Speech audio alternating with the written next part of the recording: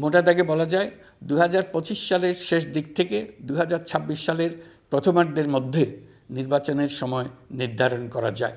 ১৬ই ডিসেম্বর জাতির উদ্দেশ্যে দেয়া ভাষণে নির্বাচনের সম্ভাব্য সময় ঘোষণা করেছেন বাংলাদেশের অন্তর্বর্তীকালীন সরকারের প্রধান উপদেষ্টা অধ্যাপক মোহাম্মদ ইউনূস। আমি সকল প্রধান সংস্কারগুলো সম্পন্ন করে নির্বাচন আয়োজন করার ব্যাপারে বরাবর আপনাদের কাছে আবেদন জানিয়ে এসেছি। তবে রাজনৈতিক ঐকমত্যের কারণে আমাদেরকে যদি অল্প কিছু সংস্কার করে ভোটার তালিকা নির্ভুলভাবে তৈরি করার ভিত্তিতে নির্বাচন সম্পন্ন করতে হয়, তাহলে 2025 সালের শেষের দিকে নির্বাচন অনুষ্ঠান হয়তো সম্ভব হবে। আর যদি এর সঙ্গে নির্বাচন প্রক্রিয়া এবং নির্বাচন সংস্কার কমিশনের সুপারিশের পরিপ্রেক্ষিতে এবং জাতীয় ঐকমত্যের ভিত্তিতে প্রত্যাশিত মাত্রার সংস্কার যোগ করি, তাহলে অন্তত আরও 6 মাস অতিরিক্ত সময় লাগতে পারে। জাতীয় ঐকমত্য গঠন করে আয়োজন করা হবে নির্বাচনের। যেহেতু জাতীয় ঐকমত্য প্রতিষ্ঠা করা অন্তর্বর্তীকালীন সরকারের অতি গুরুত্বপূর্ণ দায়িত্ব, তা বিবেচনা করে আমি এই কমিশনের চেয়ারম্যানের দায়িত্ব পালন করব। আমার সাথে এই কমিশনের সহসভাপতির দায়িত্ব পালন করবেন অধ্যাপক আলী রিয়াজ। কমিশন প্রয়োজন মনে করলে নতুন সদস্য কোঅপ্ট করতে পারবে।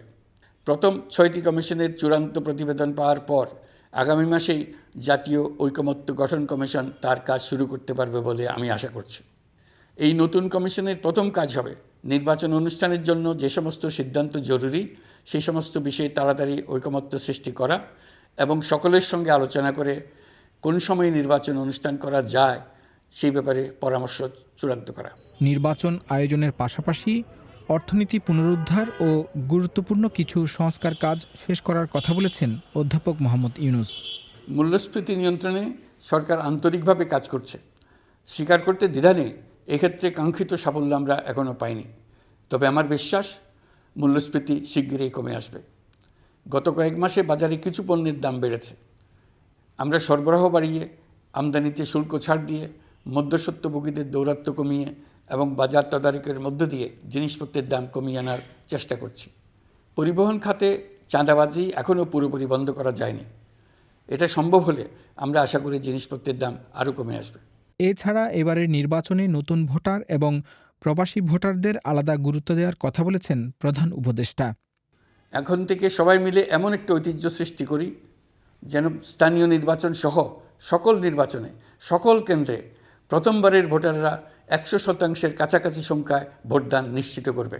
এবার আমরা প্রবাসী বাংলাদেশিদেরকে ভোট দেওয়া নিশ্চিত করতে চাই। অতীতে আমরা এই ব্যাপারে অনেকবার আশ্বাসের কথা শুনেছি। এই সরকারের আমলে এটা যেন প্রথমবারের মতো বাস্তবায়িত হয়, এটা আমরা নিশ্চিত করতে চাই।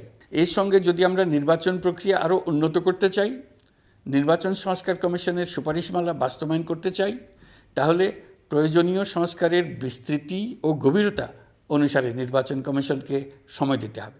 প্রধান উপদেষ্টা হিসেবে দায়িত্ব গ্রহণের পর এই প্রথম নির্বাচনের একটি সম্ভাব্য সময়ের কথা উল্লেখ করলেন অধ্যাপক মোহাম্মদ ইউনূস।